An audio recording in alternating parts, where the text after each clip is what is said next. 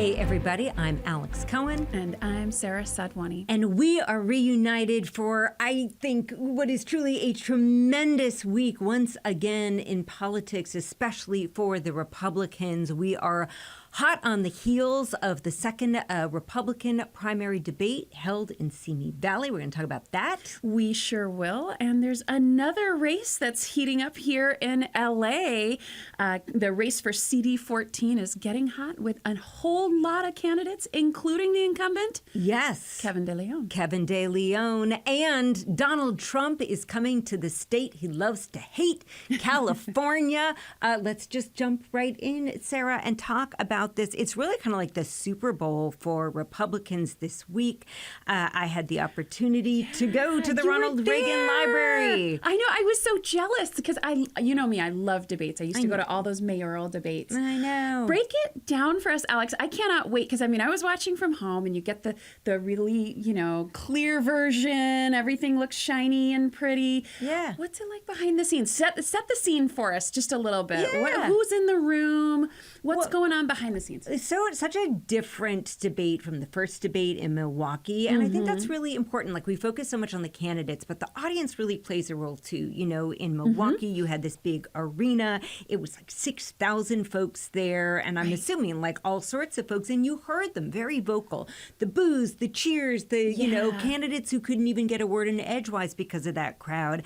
Kind of the polar opposite of what you saw at the Ronald Reagan Library. There is the debate stage. It's the same stage. It's pretty big. This was in the Air Force One Pavilion, rather. That plane is also rather big. So there was only room for 700 some people, which might sound like a lot, but really a fraction compared to Milwaukee. National media is there. Every single candidate has their whole team, I would imagine, with them, or at least a significant team that's there. Phalanx of folks. Yes. So it was a smaller crowd and a lot of folks who were, not just the general riffraff, right? Like a lot of folks who have been in politics for years. This was the Ronald Reagan Library. I can't tell you how many people I talked to who actually worked with Ronald Reagan back in the day. Yeah, this is fascinating. And Sara, we often talk about like these different voting blocks about like, oh, this group wants this guy or this group wants that person. And what I thought was really interesting, I'm just going to say it, I talked to a lot of old white dudes. Because that at a was very Republican much debate? at a No. Republican debate. Yes, there were quite a few of them there. And, some of them who wouldn't even like say the name Trump out loud. It was just like anybody but that guy. I don't even want to talk about that guy. So there was definitely that camp there. But then there were also folks who were like, nope, I'm here at the debate, but it kind of doesn't matter because I already know who I'm going to vote for now because it's the same guy I voted for last time around and in 2016, and that's Donald Trump. Right. And that includes Frank Visco. I want to play you this piece of tape here, Sara, because he was a former California Republican Party chair. He was a delegate in 2016. And here is what he had to say about the former president. Donald Trump is a unique individual, and sometimes we need someone who is abrasive because we have such problems in our country. I mean, sometimes you need to start kicking, and because these things don't seem to go away just by being a nice guy.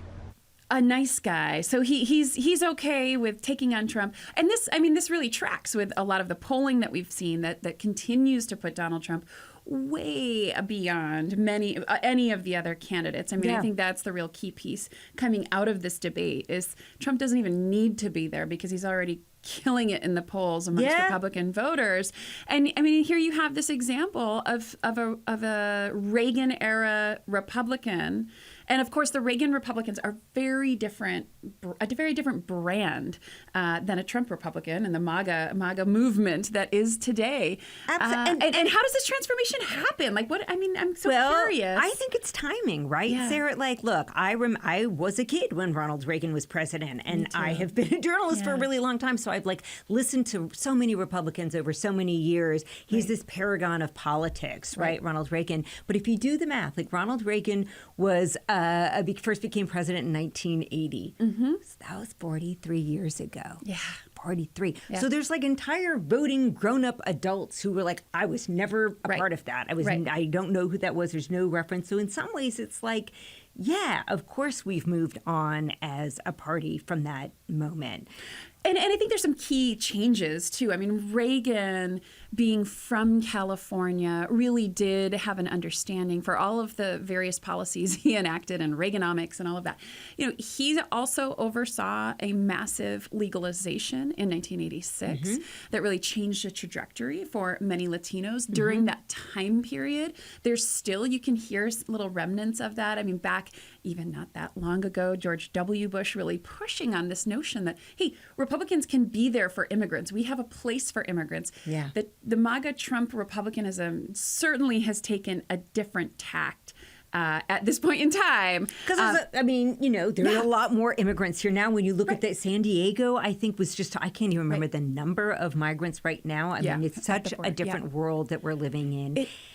It absolutely is. And I think, you know, it's notable to me that Trump wasn't at this debate because he was in Michigan with auto workers. And I think it was interesting when I heard it. It was like, it's both union workers and non-union workers as well. And that was a really because he was in a non-union shop exactly. when given the fact that right now there was such ground support behind union efforts, you know, a lot of people kind of taking shots at that. And I loved how even though he was literally thousands of miles away from California, his team just sent out an email saying Donald Trump won the debate from Michigan. And even though he wasn't here in California, he was talking about a lot of the issues, parental rights, LGBTQ, the bashing that went on of electric cars for like a good solid 40 minutes. I don't know if Donald Trump's ever even been in an EV, but he seems to know a lot about the experience. Yeah. I think he was able to be in California without being in California, even though he's going to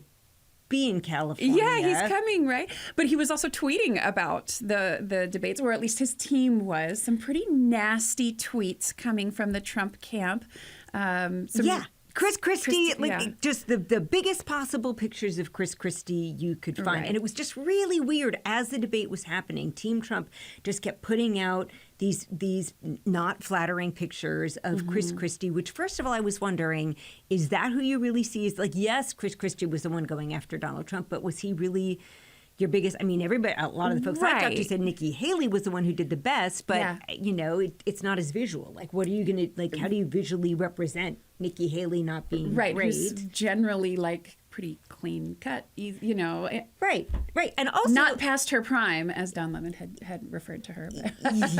Oh, God. Don't even get me, don't even get me going on that. But also, like, Donald Trump is not the most svelte, shall we say? I mean, like, remember all of the when he got booked and, like, he said his weight was 216 or whatever it was and all those images. Like, it just seemed really weird that you're campaigning on body shaming and that you're body shaming when you are yourself a bigger person, individual. Yes, you know, and especially here in California, where we're all many of us very body conscious. I know. It's a weird moment. Not a good look. What was it like for you watching it? Do you feel like, especially for Southern California voters, was there a clear winner as you saw it? You know, I of course. I mean, I think at this point we've heard so much post debate chatter. But I think Nikki Haley, as you pointed out, really again had a very solid night on that debate stage, and is really kind of showing her prowess that she's able to go after these other candidates, able to really attack Ron DeSantis, who, look, he was supposed to be the front runner after Donald Trump. He's not really showing that he can hold that spot.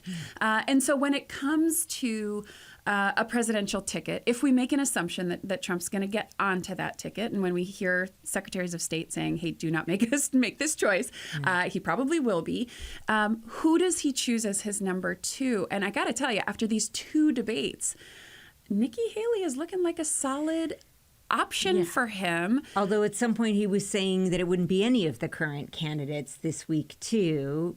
Well, let's see about that. Who knows? At Chino Valley, School Board President Sonia Shaw, who led a big parental rights picnic speaker rally the day before in Simi Valley, has been claiming on social media that Trump spoke with her and said she would be his pick.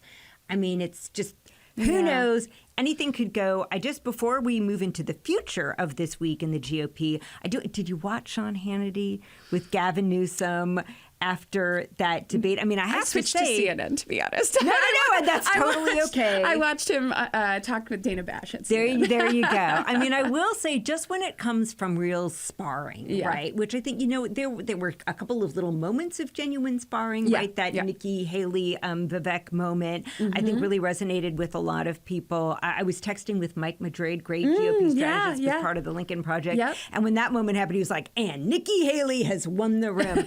But I honestly think in some ways, Gavin Newsom won the night too, in that like when he sat down with Sean Hannity, like that's kind of the debate that you wanted to see. And they were just like, and he was kind of, in my opinion, was just like, he was crushing Sean Hannity lost control of that interview. Yeah. And when that happens at a Fox debate, I think that really says something about the power of Gavin Newsom. And now we should also note that the official debate for the date for the debate of Gavin Newsom and Ron DeSantis happening at the end of November in Georgia. Yeah. And I got to say, I mean, watching Gavin Newsom, even on the CNN version of this, I mean, he was crushing it. Like, what a solid surrogate for Joe Biden. But I can't help but think, how does Kamala Harris take this, right? Like, should she be the one out there doing this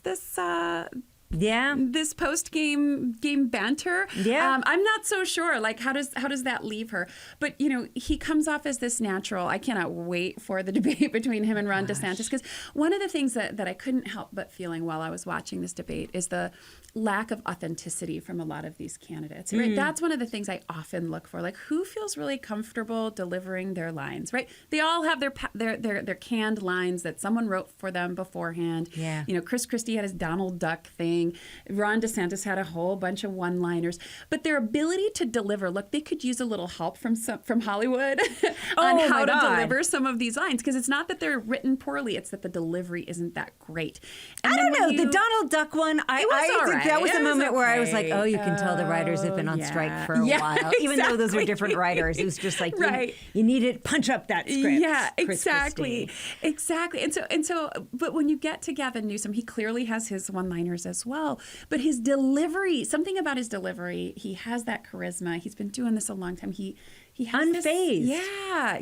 And really punchy in a way that, the other ones, it just didn't land as well for me. But maybe I'm biased as a Californian. I don't know. Well, and you know what? I realized, Sarah, we've been so excited about everything that we've talked about that we haven't yet picked a word. So I'm going to pick one for us on the fly. You know what it's going to be? Unfazed. What's the word? Unfazed.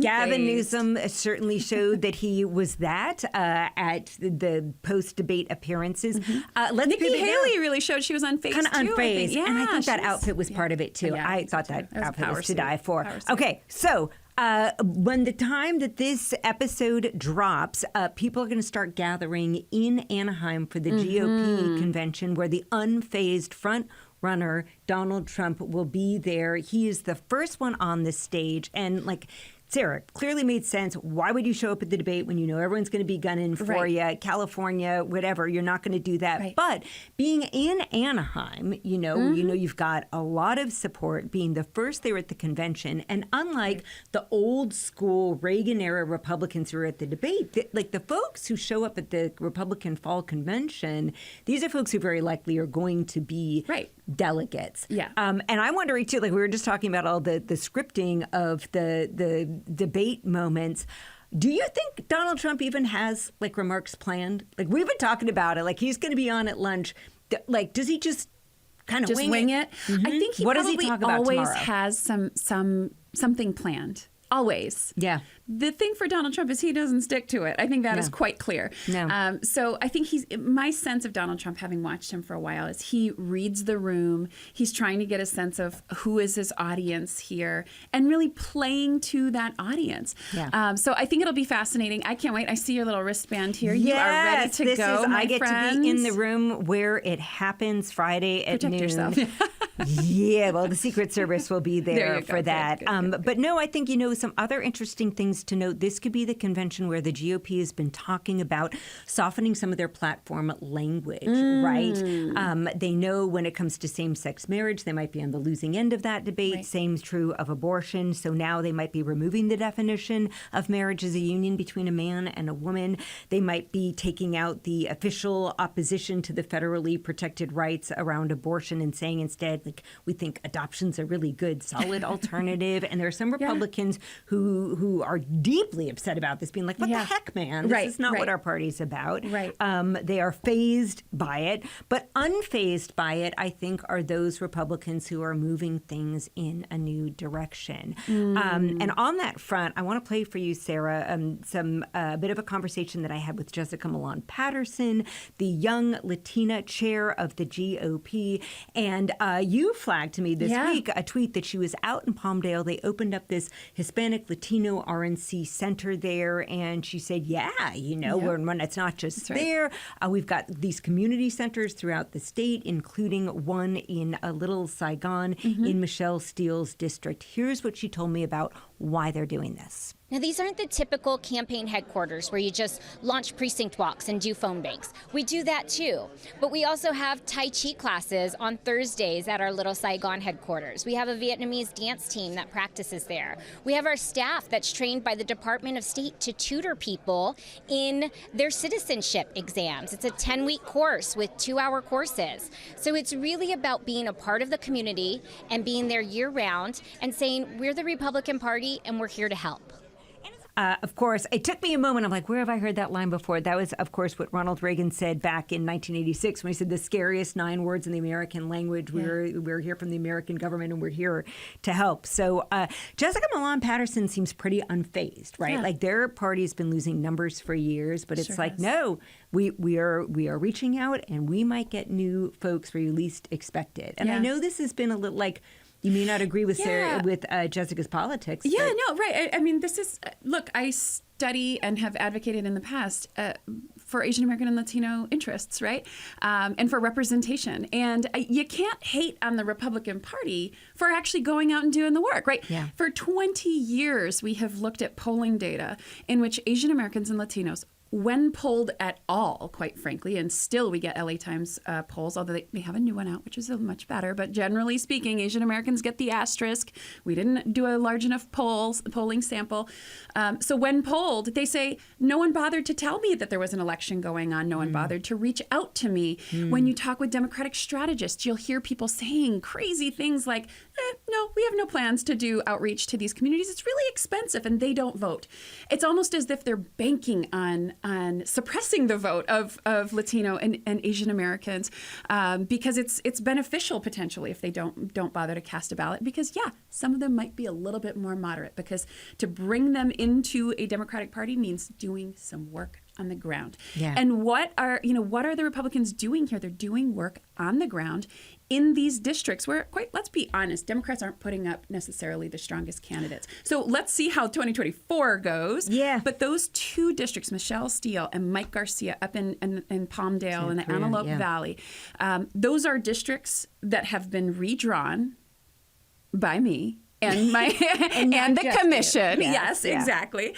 And those districts in their new configurations, if you look at the 2020 numbers, went to Biden. Yeah. In 2022, both of them went to Republican incumbents. And there's all sorts of pieces that go into that. There's low voter turnout during those time periods. So these are going to be hot competitive races.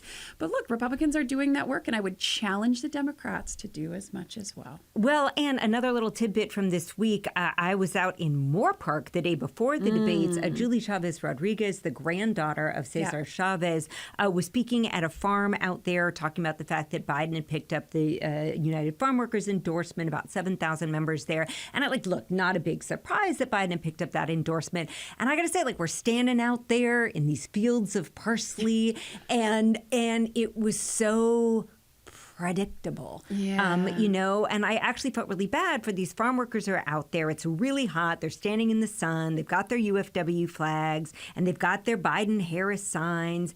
And it was Biden, si se puede. And it was just like tired. Right. It Like, was where's just the authenticity there? Right. Mm-hmm. And where was the specific connection between what Biden has been doing and like how does that actually connect with farm workers in California? It did, I have to say, feel a little bit phoned in, taken for granted. Very interesting. As many immigrant voters have felt for quite some time. You know, working with students, every year I have students that go out all over the country and work in various campaigns, either for the candidates themselves or for various organizations that are doing work to do voter registration, to do mobilization. Every single time they come back and say, well, it was really nice being there, but then we packed up and we left. Yep. This is a problem. So... Speaking of packing up and leaving, or not, because this is last week's news, but Sarah, you weren't here, so we got to talk about this week. Speaking about unfazed, been almost a year since those leaked racist recordings come out, and we have learned that Kevin de León not only didn't resign, but he is running for re-election. What do you make of that? You know, Sarah. Here's the thing, right? And we've talked about the tapes and the scandals and all of this stuff ad nauseum. Yes. I think there's still unpacking of these tapes, which is happening, Yes. right? LAist Studios has its new podcast. Yes, Imperfect Paradise, the latest season, is a deep dive. The first time Nury Martinez has spoken on the record about what happened a year ago. Yeah, exactly. And in that episode, the first episode, it sounds like it'll be a multi-part series. They start to break down some of the specifics of the tapes. I think that's really helpful, right? Because what I have heard from folks on the ground, advocates, folks in community-based organizations, there's a lot of feelings about those tapes, mixed feelings. So while the headlines here in LA as well as nationally have been bad Latinos, naughty, right? That there's a lot of other folks who feel silenced by that, who feel some say, yeah, they should all go, and this no longer represents our politics. Others say, hey, we talk like that in our communities all the time, and we recognize that that's not okay, but it's also the realities on the ground, and maybe we need to have a broader conversation about when we talk about Black-Brown relationships. What does that really mean? What does that actually look like? How do we unpack that? And so I think it's a fascinating development. There's, of course, numerous candidates throwing their hat in the ring. I presume once good friends and colleagues of Kevin de León, Wendy Carrillo and Miguel Santiago, also both assembly members in the Sen Assembly currently have also announced their campaigns. And I hear there might be more on tap too. Even now that Kevin de León is announced, there still might be others coming out. Yes, that's right. There's a whole host of others. The Democratic Socialists of America have a candidate as well, Isabel Horado, who is a Filipina who lives in the district and is going to also be vying for this seat. So there's all sorts of players and dynamics going on. I did an interview recently on KNX radio, and I said, you know what? It wouldn't surprise me if he were able. Certainly, if he can pull off the primary and go to the general election. Yeah. Because you run on a record, right? You run on a record. And, Kevin de León has said, I've done more for homelessness than any other council member. He's out there dedicating parks that he's opening up. He's out there for National Hispanic Heritage Month. And I think, too, one of the things that he said that I think is really key, and Mr. de León, if you are listening, Sarah and I would love to talk to you about this directly because it's been a theme in pretty much the year that we've been doing. Oh, it's our year anniversary, by the way, my dear. Happy anniversary. We got distracted. Is that we love, especially in politics, to think of the world as good guy, bad guy, good woman, bad hombres, as Donald Trump once said. But, I think Kevin de León put it really well, is that if we say that the direct result for someone saying something, even if it's really wrong, is that you are banished never to be seen again, how do any of us, especially the ones who say those things, learn from that experience? Right. And I think that's true, right? I agree. Glass houses, stones, all the rest of that. That's right. I think that's what might be like, God, can you imagine those debates if there was, some, and there will be some CD14 debates where they have the conversation around those tapes. Yeah, no, so a couple of things. So first, going back to last night, what was fascinating is I switched over to CNN for the post-game show, and guess who's running ads on CNN last night? Miguel Santiago. When you take a look at the ads, it looks like it's supposed to be advocating for some bill that he's trying to pass, but it's very much a campaign ad. It says it's paid for by Miguel Santiago for Assembly for 2024. Turns out you're not running for Assembly 2024, are you, Miguel? So really fascinating that he's already starting to use clearly some dollars that he fundraised at the state level that he's going to be putting towards this campaign at this point in time. There's all these sneaky backdoor ways of doing it, and so he's clearly going for it. To me, that really signals, I mean, there's been rumors of some sort of polling that Wendy Carrillo's team has done. We've seen bits of it on Twitter. I don't know if any of that is verified. What I have seen of it suggests that both Carrillo and Santiago have a huge gap in terms of people just not knowing who they are. Yeah. De León, of course, has his detractors. There are folks who are like, never again. But at the same time, there's some ardent supporters of him there. And that gap of folks who have never heard of the name is much, much smaller for KDL. So I think all of this is going to continue to play out in the next several weeks and months. It's going to be really fascinating. I think one of the things, a couple of thoughts, if I may. One, there was this interesting piece. There's this woman, her name is Jasmine Canick, who from time to time blogs, and she posted a blog recently called A Lesson in Adulting, the Kevin de León Conundrum. And he had dedicated a square in downtown Los Angeles to a prominent Black civil rights attorney. And she attended this event. And she writes about how frustrating it was to go to this event, but that she went. And that at the end of the day, as frustrating as it was, she had to give him some props to say, hey, good on you. There hasn't been a single thing dedicated to any Black civil rights leaders or anyone who is Black, from my understanding, in downtown Los Angeles. KDL was the one who did it. I thought that was an interesting piece that came out just recently.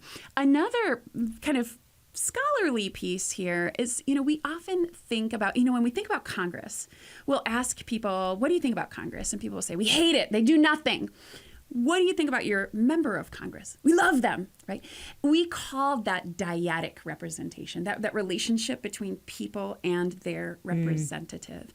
And, for me, I have to really wonder, right? Like you were talking about all this work that he's done around homelessness and feeding people. I remember during the mayoral debates when he was running for mayor, attending various events and people saying, I'm going to stick with him because during COVID, he was feeding us, right? Like there was food there available for us. He got us masks. He got us access to the vaccine when it came out.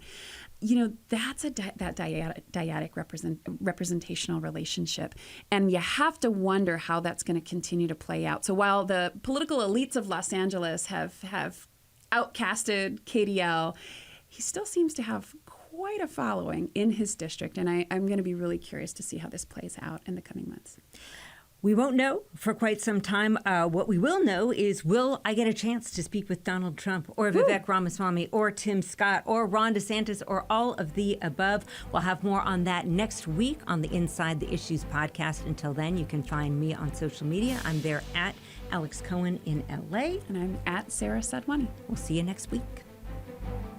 The Inside the Issues podcast is a Spectrum News One production. Crystal Goss is our producer. Nathaniel Leathers is our editor. The executive in charge of production is Jeff Shore.